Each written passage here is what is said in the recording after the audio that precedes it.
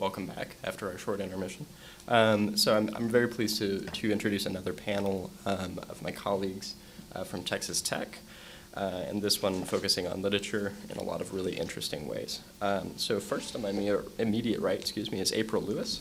Apryl is a first-year PhD student in American literature here at Texas Tech University, and her concentrations are in trauma studies and African American literature. To her right is Jasmine Bailey Epstein. She holds an MFA from the University of Virginia and is a first-year PhD student in creative writing here at Texas Tech. Her first collection of poems, Alexandria, was published by Carnegie Mellon University Press in 2014, and her second collection, Disappeared, is forthcoming in the fall of 2017. She has served as a Fulbright Fellow in Argentina, an Olive B. O'Connor Fellow in Creative Writing at Colgate University, and will be a Fellow at the Vermont Studio Center this summer. And then finally, on the far right, Bernadette Russo is a second-year doctoral student in the Department of English with an emphasis on issues of social justice. Some of her recent publications include Deconstructing the Master's House with His Own Tools, Code Switching, and Double Voice Discourse as Agency in Gerald Visner's Heirs of Columbus, which is forthcoming in Studies in American Indian Literatures, and also a recent review of James Perrin Warren's Other Country, Barry Lopez and the Community of Artists that will appear in the Sal Collection publication Archival Exploration. So let's welcome all of our participants today. I like lots of applause, and let's hear those.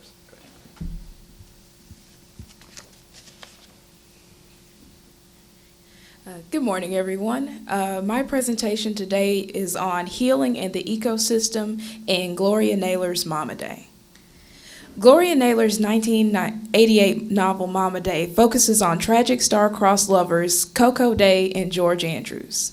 The novel follows Coco Day, a young Southern woman living in New York that still maintains close ties with her family and ancestry, and George Andrews, an orphan who overcame a difficult childhood to graduate from college and start his own engineering company.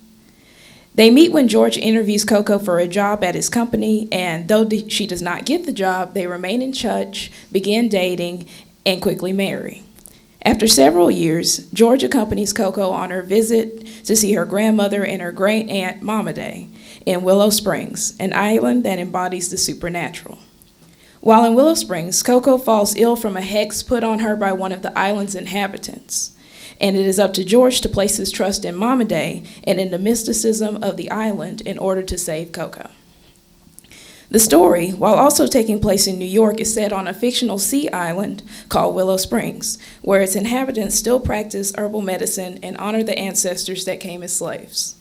The island's matriarch, Mama Day, believes in heritage, family, and the power of nature. She also wields her own power as a healer. However, Coco tests those powers when her life and soul are in danger from the island's dark forces. As Coco and George's relationship progresses, the reader also experiences community around them. It is a seemingly magical realist community in Willow Springs that is filtered through different characters' perspectives. Mama Day's point of view showcases her skill as a healer and her ability to navigate the island's landscape while she also utilizes it to her advantage. Though scholars acknowledge Mama Day's capabilities as a healer, none of the scholarship mentions or refers to her as a shaman. However, because of her ethnicity, the phrase conjure woman is frequently used to describe Mama Day. For example, Lindsay Tucker provides an in-depth exploration of the conjure woman character in her article, Recovering the Conjure Woman, Text and Context in Gloria Naylor's Mama Day.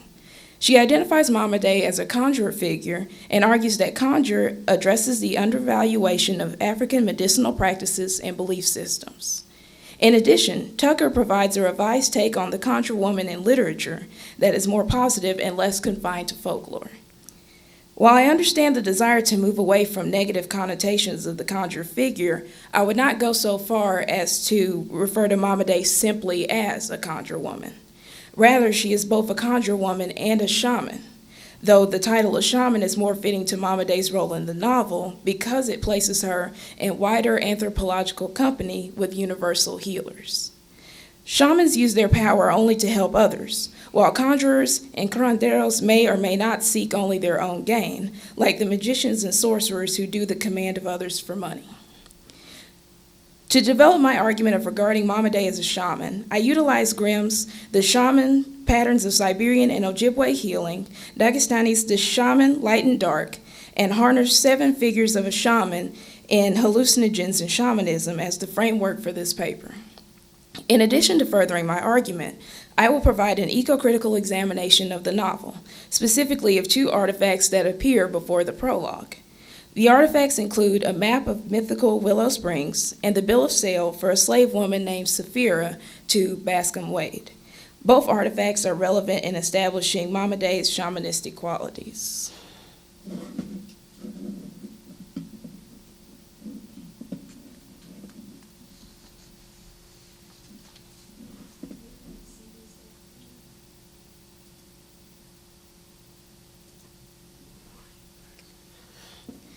So the first artifact is a map of Willow Springs.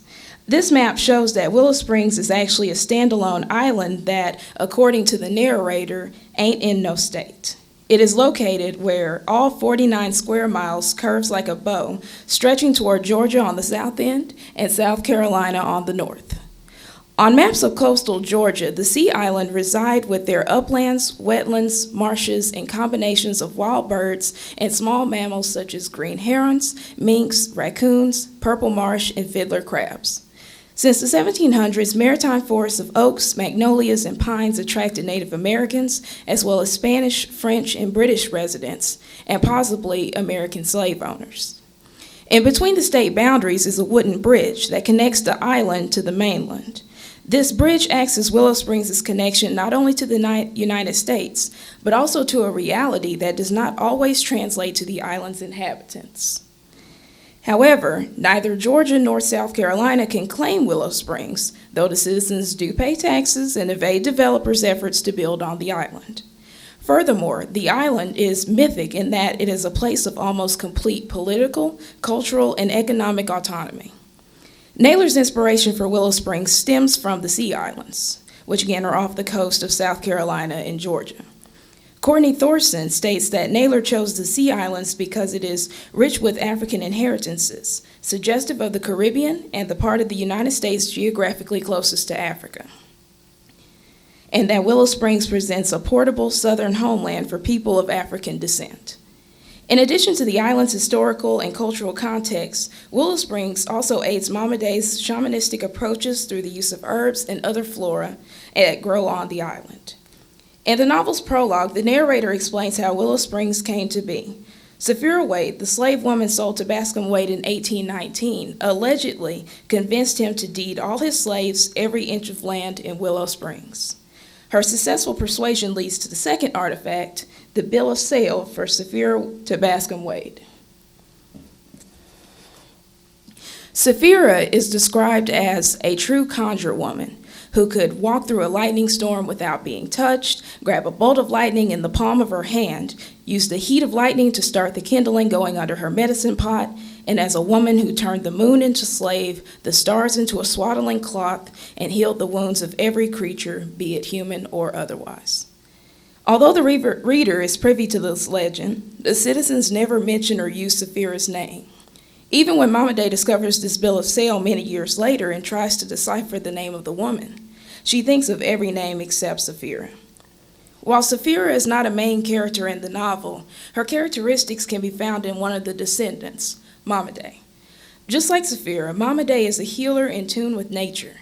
However, Mama Day's role in the community fits the characteristics of a shaman. Grimm's description of the shaman applies concretely to Mama Day. Specifically, he states, quote, "The shaman is the person, male or female, who experiences, absorbs, and communicates a special mode of sustaining healing power.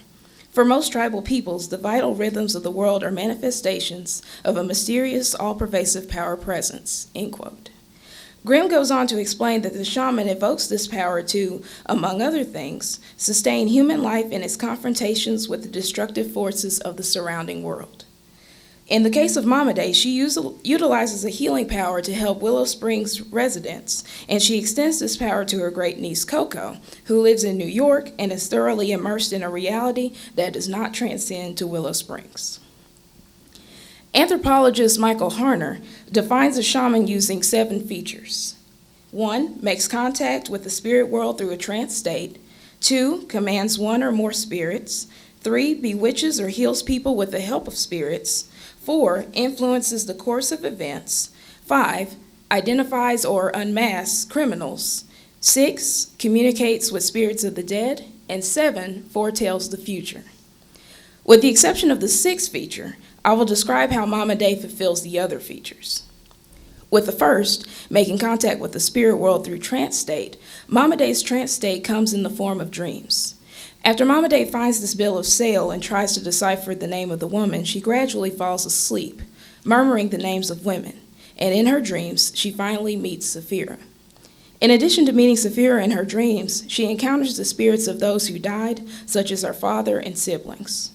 With the second feature, commanding one or more spirits, Mama Day does not command, but rather she embodies a spirit, in this case Sapphira's, in that she's a healer as well as a midwife. Moreover, she has the ability to control some elements of nature. While the use of spirits is not prevalent, Mama Day does perform various acts of healing throughout the novel. The first instance occurs when Bernice falls ill after taking fertility pills. Mama Day treats her with various herbal remedies, such as choke cherry tree bark and peppermint candy to alleviate Bernice's pain. Another example is when a Willow Springs resident asks Mama Day to help with a sick baby. The last example of healing occurs in a crisis. Mama Day's great niece, Coco, is cursed by Ruby and becomes deathly ill. Although Mama Day acknowledges that she will need Coco's husband, George, to help save Coco, Mama Day is only able to rid Coco of the curse Ruby placed in her hair. While there are no inherent criminals in the novel, the person closest to engaging in a criminal act, at least in Mama Day's mind, is Ruby, a conjure woman in Willow Springs that puts a hex on Coco out of jealousy. It does not take Mama Day long to figure out that Ruby was behind Coco's sudden illness when Mama Day thinks, Ruby don't know me. She can't know me or she wouldn't have done this. In addition to her healing skills, there is also an instance where Mama Day influences the course of events. Though Mama Day prescribed herbal and natural remedies to help Bernice become pregnant, Mama Day takes things further when she has Bernice come to the other place, Mama Day and her sister Abigail's childhood home. There, she performs some supernatural form of artificial insemination that involves a chicken egg. It is suggested that Bernice is actually infertile, so this intervention by Mama Day to impregnate her goes against the natural course of events and is ultimately met with fatal results when Bernice's son dies as a toddler. Lastly, there are 2 subtle instances where Mama Day foretells the future after Coco and George get married. As Abigail is readying the house and sewing a quilt for the newlyweds, Mama Day thinks to herself that Coco and George will not return to Willow Springs for more than 3 years. Indeed, this comes to fruition because it takes 4 years for the couple to visit Willow Springs together. Another instance where Mama Day foretells the future comes after she sends George to the chicken coop to come straight back with whatever he finds. Mama Day, in her mind, says she knows that she's got no more reason to stand at that gate. He went and did it his way, so he ain't coming back. This realization coincides with George's heart attack and death. Overall, out of the list of features identified by Harner, the only one that doesn't fit Mama Day is number 6, communicates with spirits of the dead. Mama Day encounters dead spirits and can hear them, but she does not communicate with them. Nevertheless, it is apparent that Mama Day embodies many qualities of a shaman.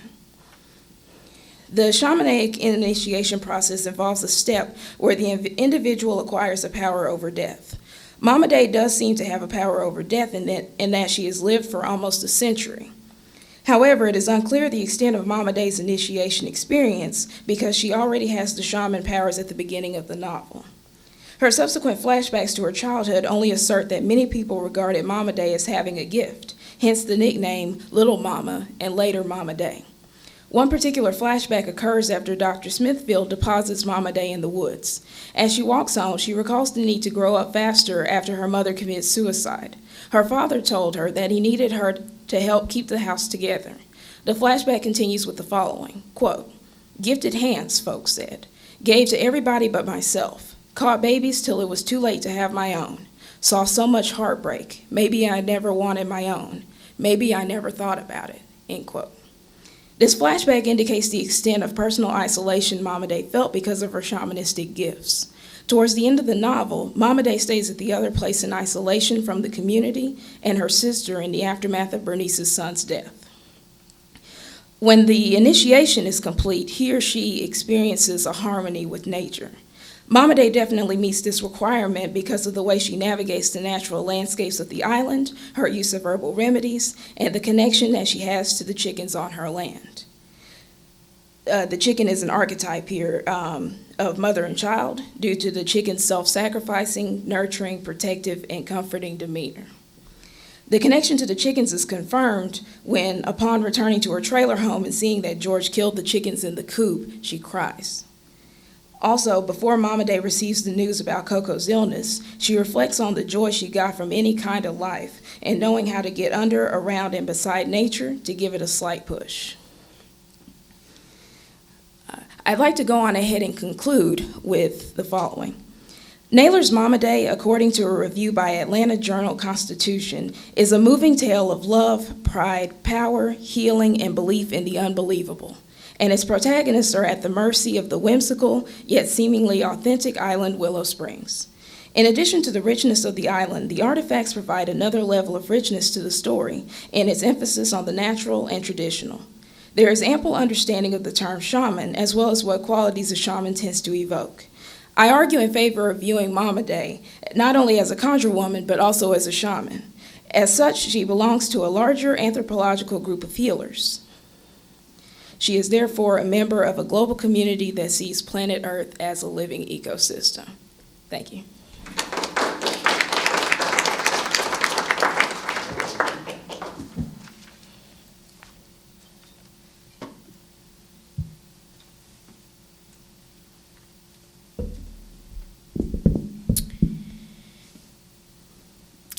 In Wolves and Honey, Susan Brind Morrow's history of the Finger Lakes of upstate New York, she invests the region with a sense of diversity, richness, and profoundly, a native connection to a more natural and ancient world long since vanished in most of North America. She also grounds her history in the genocidal expulsion of the Iroquois by John Sullivan in 1779 on orders from George Washington, a scorched earth campaign that has come to be known as the Sullivan Expedition.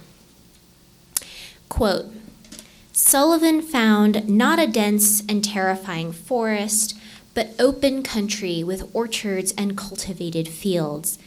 The Iroquois were such an agricultural people that the Europeans attacked their fields instead of the Indians themselves. The entire ripe harvest was consumed in fire. In less than 2 weeks, Sullivan's army reduced the Seneca to scavengers, wandering and hungry. As they came north, they vanished into the trees, offering no human resistance, though the Iroquois took with them 2 of Sullivan's unwary officers and slowly hacked them to death. Everything that could be cut away was cut away." If her depiction of this event is understated, it is no less deliberate in how it frames Sullivan's act as a crime. She paints a tripartite dialectic. Sullivan implicitly expects to find no trappings of civilization. Instead, he finds the materials of a settled, established society, and he burns the Iroquois' extensive orchards when they are at the point of harvest. And the Iroquois retreat without a fight, but leave the mutilated corpses of his men to resonate symbolically. In Brind Morrow's portrayal, Sullivan's campaign is situated primarily as one based on prejudice, and from the first, the barbarity of the military expedition is contrasted not by a description of Iroquois culture, but by the symbol of the orchards. This portrayal suggests that the Iroquois did not interpret the burning as an act of war, but as an act of desecration. We receive no account of Sullivan's encounter with the Iroquois, if in fact he had any, but in seeing the orchards through his eyes, we know all that they imply. Fruit trees, unlike grain or vegetable crops, take a long time to mature, and they live a long time. Brind Morrow tells us many of these trees were apples, which are especially difficult to cultivate. They generally require grafting rather than simple planting from seed. Apples live on average 100 years, which was about twice the lifespan of an 18th century American. Such orchards imply the steady, long-term presence of consistent human habitation, sophisticated husbandry, and the personal cultural investment in place that comes with long-term agriculture. They constitute evidence not only of past physical presence, work, and planning, but also the expectation of staying in that place into the future. Brind Morrow's depiction of Sullivan's burning of Iroquois orchards evokes the reader's disgust, compelling us to see this moment as one in which one group of people commits an act against another group of people that mortally injures the sacred within them. I would say that she depicts this less as an act of war than as a sin. In her essay, The Needs of the Soul, Simone Weil speaks directly to the obligations human beings have towards one another, and by arguing that these obligations are not only civil but sacred, gives a philosophical framework to Brind Morrow's history. Weil believes that for an individual or group to contravene their obligation to another individual or group constitutes not only a moral failure, but a spiritual crime, and accommodates no exceptions to this obligation. Weil shows that things which might appear unconnected to the human body, in fact are, by virtue of the dependence of the body upon the nourishment of the soul. Thus, the realm of things necessary for survival expands, and the set of things which have a right to our stewardship grows with it. For Weil, whatever people rely upon, all other people have an obligation to protect. Thus, she writes, we owe a cornfield respect, not because of itself, but because it is food for mankind. If Weil would invest the Iroquois trees with such rights, what then of the Iroquois themselves? In Barry Lopez's depiction of Hernán Cortés' arrival and residency in Tenochtitlan prior to the siege of it, we see a similar arc. Instead of finding a place which bore evidence of savagery, quote, Mexico City confirmed the image of a people gardening with meticulous care. The virtuosity of the Aztec gardens impressed Cortés's men, who wrote of them in their letters and journals, and Cortés himself wrote to Charles V, calling Tenochtitlan the most beautiful city in the world. The gardens represented not only agriculture, but art on an order none of them had ever experienced in Europe. Central and exalted among Tenochtitlan's gardens were its aviaries, which combined rare and exotic plants and birds on a scale which would be dazzling to anyone alive today. For all the evidence that Cortés and his men recognized the worth in the Aztec gardens and aviaries, the action he takes is the same as Sullivan. When the Mexicans finally tired of Cortés' manipulation of Montezuma and his army's, quote, arrogance, greed, and disrespect, they drove the Spanish out, and Cortés returned 11 months later and laid siege to the city, quote, canal by canal, garden by garden, home by home. He destroyed what he had described to Charles V as the most beautiful city in the world. And on June 16th, in a move calculated to humiliate and frighten the Mexican people, he set fire to the aviaries. The siege of Mexico City was fought barbarously on both sides. Through his narrative framing of the history, Lopez suggests that the Aztec brutality is particularly linked to the burning of their gardens and aviaries. The burning of the aviaries, unlike Sullivan's destruction of the orchards, did not destroy the Aztecs' source of food, but it did injure a necessity of their soul. To destroy not only the innocent life that has been husbanded, but upon which that people's sense of beauty and divinity is founded, is an act designed to wound mortally. In both these stories of crimes against Indigenous peoples, we see indirect injury to people through direct injury to the natural world. One question that arises is, why destroy plants and animals when more direct forms of combat are available and will eventually be employed anyway? In his essay, Why Look at Animals, John Berger describes the natural relationship between human beings and animals and how it has been destroyed largely through the spread of European culture and economic models through imperial and colonial expansion.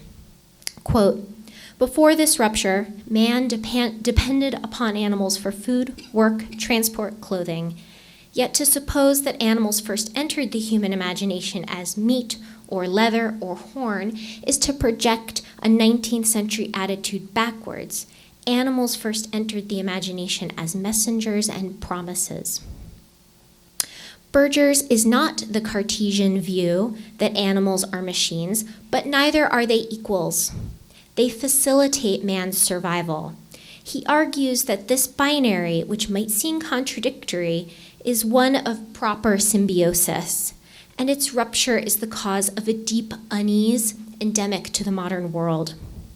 He sees in zoos, pet ownership, house plants, and animals in children's stories attempts to correct our separation from animals and the natural world. By not only destroying nature, but destroying what has been cherished, Sullivan and Cortez refute both sides of Berger's binary. They neither worship nor use for survival. The indigenous peoples they attacked through their animals and plants, however, demonstrate societies in which the ancient balance remained intact. In contrasting the attitudes of traditional and modern societies, Berger also writes, quote, animals are always the observed. The fact that they can observe has lost all significance. What we know about them is an index of our power. It is clear that for Berger, Cortez and his army facing Montezuma and his empire represents the modern and traditional views of animals in direct confrontation. That the birds in Montezuma's aviary were for human observation is only a small part of their complexity and the meaning of the space.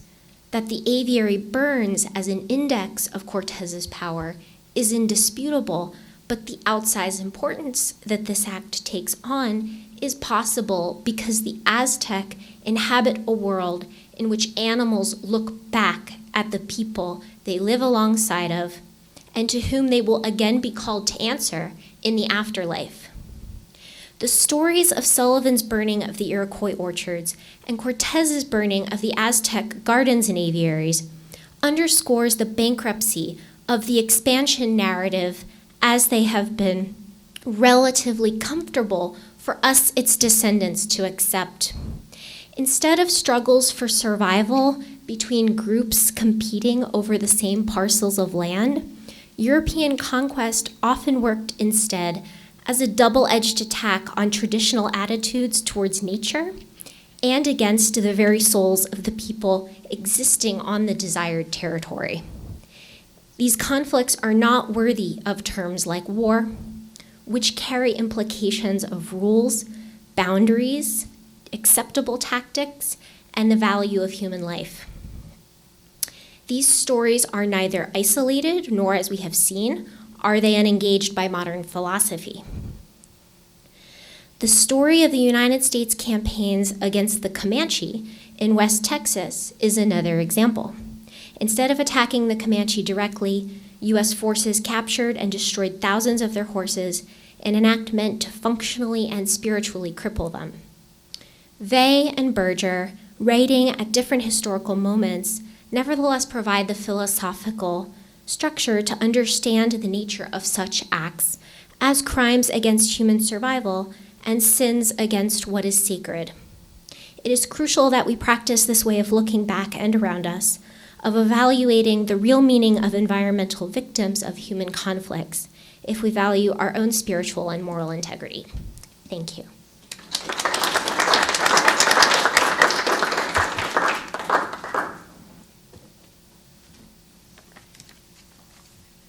And now we begin a technological war.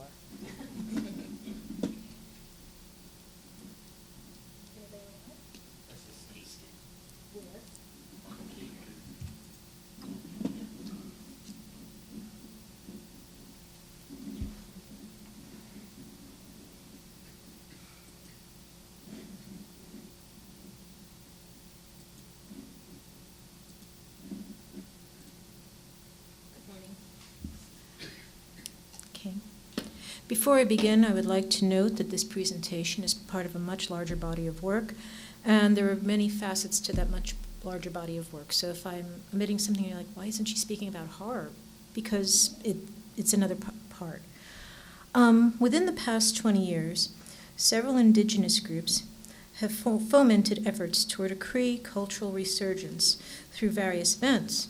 At one of such event, the Native Aboriginal Women's Summit in Canada of June 2007 produced the Native Women's Association of Canada Revitalization Matrilineal Matriarchal Egalitarian Systems document, in which the following declaration, spoken by Rose Auger of the Cree Nation in Alberta, appears under Section 5, titled Future. Indian people must wake up. They are asleep. Part of this waking up means replacing women in their rightful place in society. There's no power in medicine that has all force unless it's balanced. The woman must be there also, but she has been left out. When we still had our culture, we had the balance. The women made ceremonies, and she was recognized as being united with the moon, the earth, and all the forces on it. Men have taken over. Most feel threatened by holy women. They must stop and remember the loving power of their grandmothers and mothers. This comes in lieu of the colonization period where the matriarchal and matrilineal forms of society held by the indigenous people were overthrown and replaced by patriarchy and capitalism. This entreaty exemplifies significant aspects of the movement. Director Dennis Goulet's 2013 short film titled Wakening serves as a metaphor for Cree cultural resurgence, articulating a means to empowerment very much akin to the assertions stated in the Native Women's Association of Revitalization document.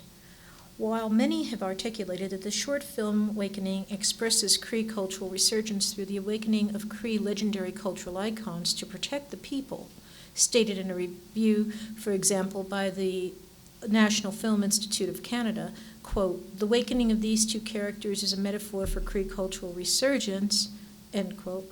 I posit that one of the primary loci of empowerment actually rests in the film's adaptation of Cree cultural narrative, such as the multiple transformations of the Wedigo and Wisakachak, including altered gender representation of these two traditionally male icons, and the depiction of nature, such as the eruption of nature through the confines of concrete and decay.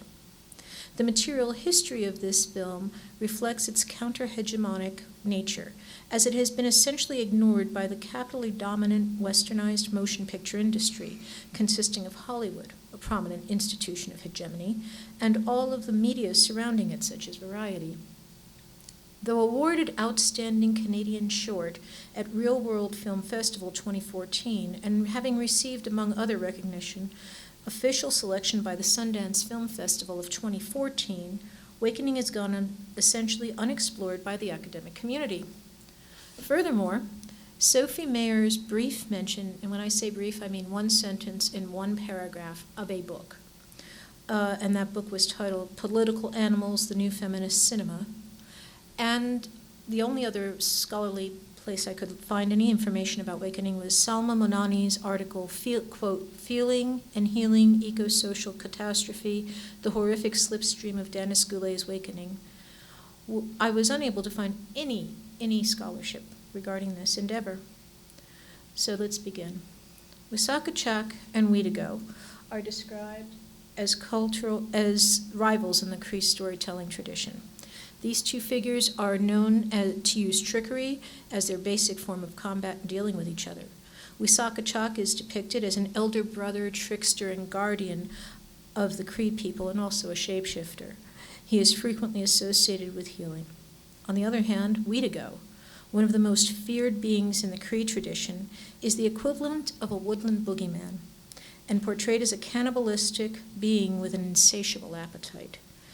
In consideration of the Weedigo, I contend that the transformation of the cultural manifestation of the Weedigo in the film metaphorically represents the cultural resurgence of the Cree people. Formerly used as cautionary tales to reinforce cultural values, original stories of the Weedigo depict a type of woodland boogeyman who, if the members of the tribe violated the cultural norms such as slothfulness or gluttony, would come at night and consume them. Sophie McCall discusses the transformation of the Weedigo in Intimate Enemies, Weedigo, Wisakachak, and the Politics of Reconciliation in Thompson Highway's Kiss of the Fur Queen and Joseph Boyden's 3-Day Road. In these texts, the Weedigo is used to embody abuse, such as Highway's description of and reference to a priest raping two young brothers in terms of them being devoured by the Weedigo. Here, adaptation of the cultural narrative occurs through the children who experience the abuse and subsequently return to the tribe, thereby altering both image and role of the Weedigo as they contributed to the oral tradition. Thus, Weedigo undergoes an organic internal transformation in the imperial moment rendered by the conditions of the forced boarding school experience. With regard to the film Wakening, the Weedigo yet again transforms to reflect Cree cultural paradigms. At this time, in the radical change from devourer to collaborating savior, thereby articulating the Cree nation's cultural resurgence and survivance. This is the Weedigo as portrayed in Wakening. In this case, we see Weedigo is a deer, and she is a cannibalistic deer. But as we will find in the film, Weedigo has been transformed into a female, and we will see what happens with this. Among the eco-feminist elements are the altered genders of the two traditionally male figures of Wisakachak and Weedigo. By representing these two powerful traditional cultural beings as female, the place of women is articulated within the Cree cultural narrative and empowered. Furthermore, portrayed as women, the relationship between these two legendary rivals is transformed from rivalry and adversarial contest to that of collaboration and mutual respect. The film is set in a dystopic cityscape under military occupation. The Cree trickster warrior figure Wisakachak searches for the feared ancient being Weedigo to enlist aid in fighting the occupiers. Now, this is how Wisakachak is portrayed in the film.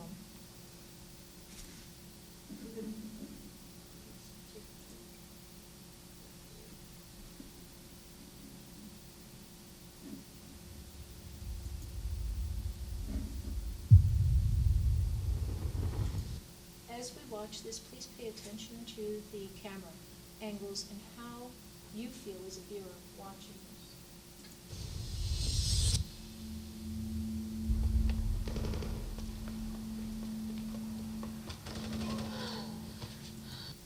If you noticed, as the camera was moving, we weren't viewers.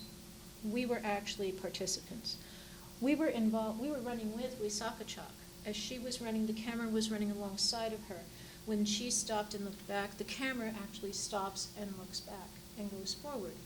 This is to invoke a sense of collaboration with her, to take us from being audience members, objective, to being part of the tribe, part of the experience, and to establish a rapport, a communal effort. And I already said that. With regard to environment, Goulet uses the shot-countershot convention conducted in silence between Wissahickon and the decaying, war-torn cityscape shown through the condition of the theater and other elements.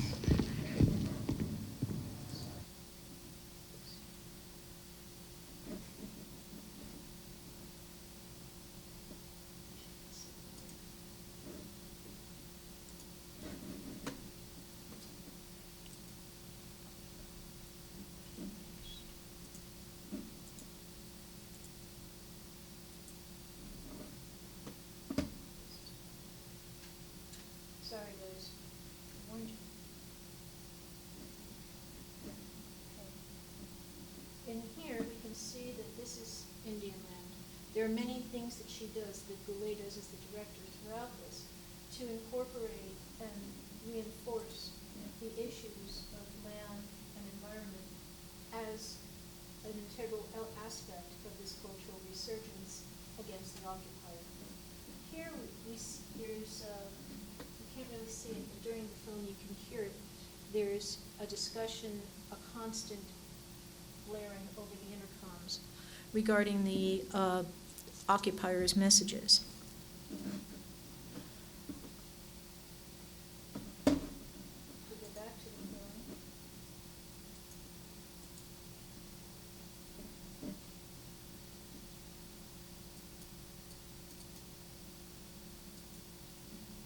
I cannot see any of these. Would you want to click out of the box and then back? I want to open the link. Right, so it's having you edit it, so click outside the box. There, never mind. Yeah.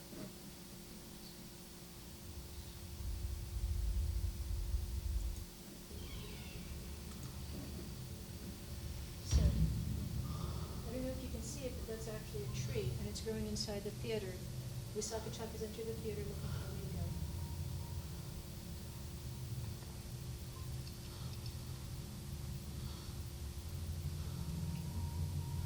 And she's coming across this decay and remnants of society, civilization.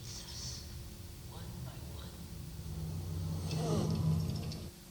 Okay. Here, nature's power to heal and adapt is depicted through the tree's presence in the theater. The tree doesn't just grow in the dark and dilapidated building, it flourishes.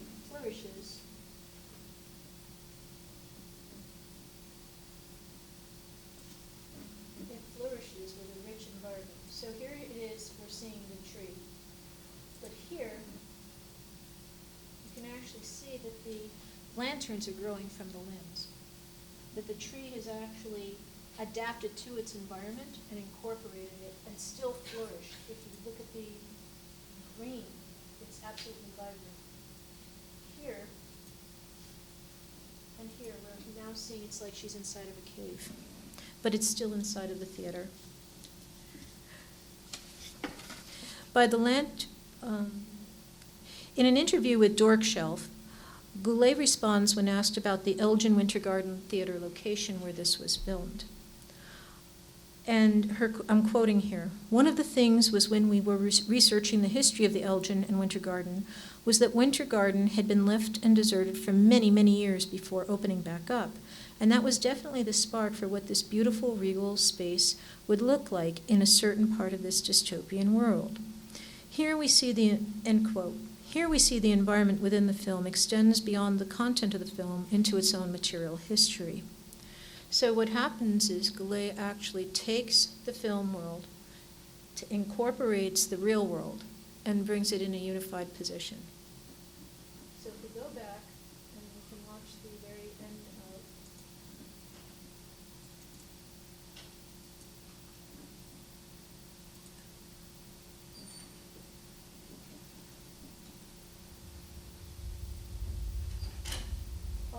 I would like you to see the end of this where the Wissahickon and Russo discuss.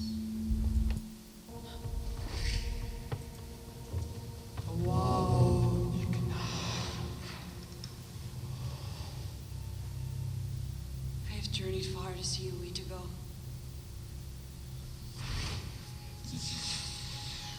You can also pay attention to when English is spoken and when Cree is spoken. This is another aspect. Long ago, your hunger was feared throughout the land. but no more.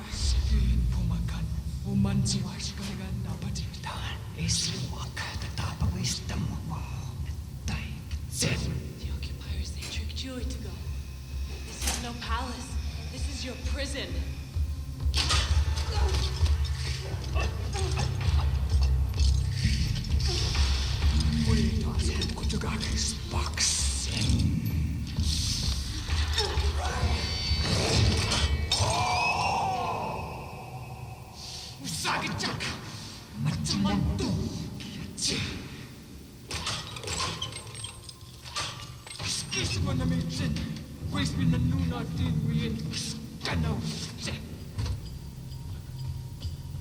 The occupiers are more feared than you are, Witigo. Quantawi aquí.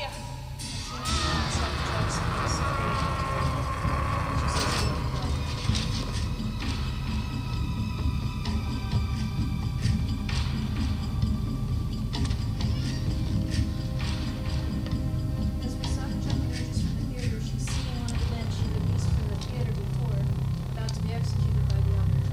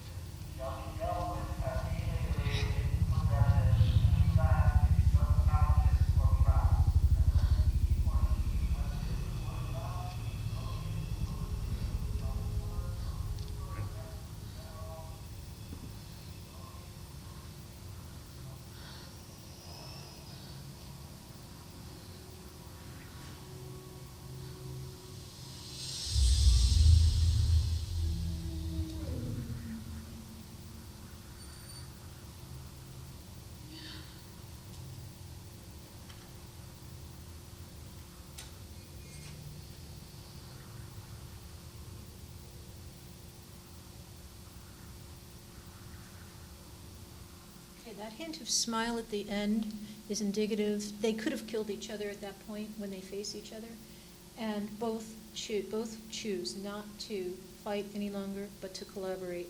Witigo saves Wasaka-Chalk's life. Wasaka-Chalk does not raise her bow again, and that little smile at the end is indicative of the future and hope, and also reflective of the hope for the Cree people. Thank you.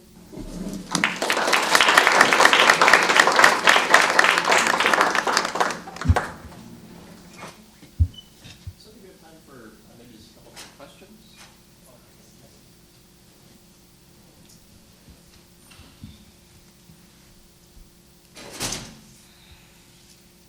Jasmine, Mm-hmm. you were talking about how the Aztecs, and for the Aztecs, the birds and other living things look back at Yeah. the people there.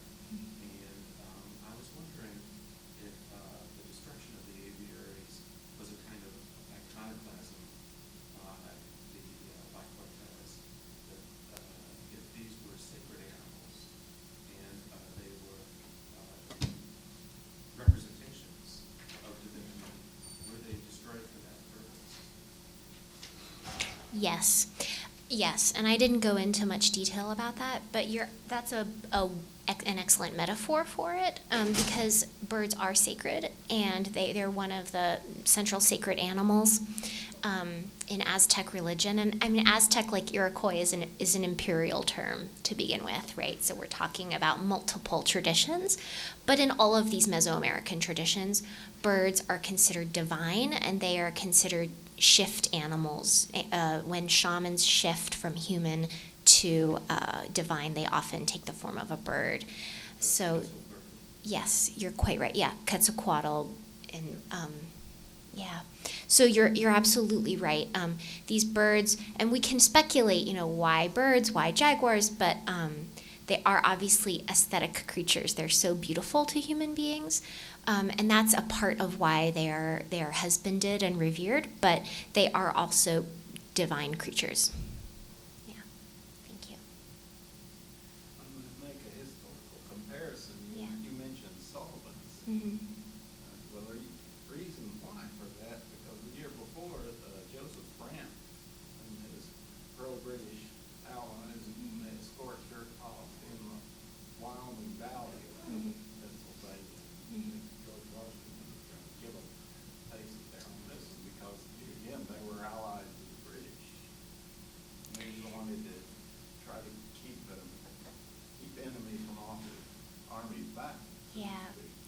Thank you. Bryn Morrow doesn't bring that up because she's regionally situated in upstate New York. But a point I did want to underscore is that these kinds of tactics are central to expansionist policies, not aberrations. Therefore, there's still, therefore it's still in upstate New York today. And I think a lot would be an exaggeration, but there is still a presence. Yeah. Well, when I was at University of New Mexico, I took a course in American history, and the professor talked about, Handsome Lake and how he sort of revived the Iroquois religion. Mm-hmm. That's one reason they're still in presence. Some of them live in Canada, Joseph Brandt's descendants live in Canada, and some still live here in, upstate New York. Interestingly, some of those apple trees are still around.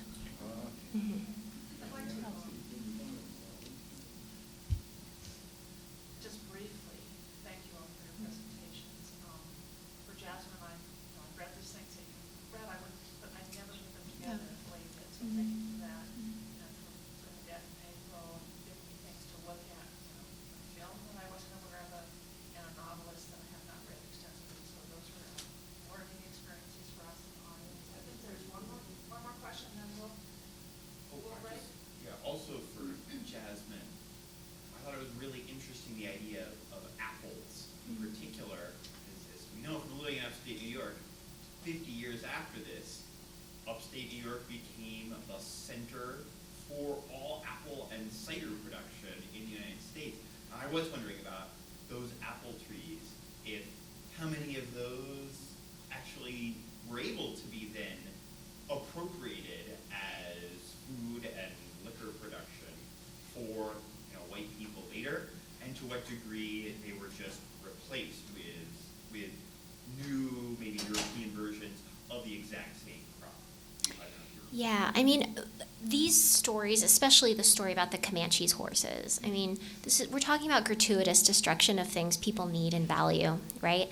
And often these things get destroyed and then replaced by the exact same thing, and it's owned by European Americans, right? And so that's exactly what happened.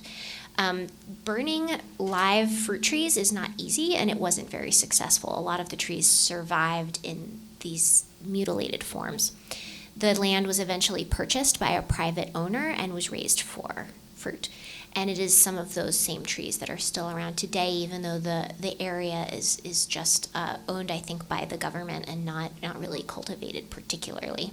Most of that area now is husbanded for vines for viticulture.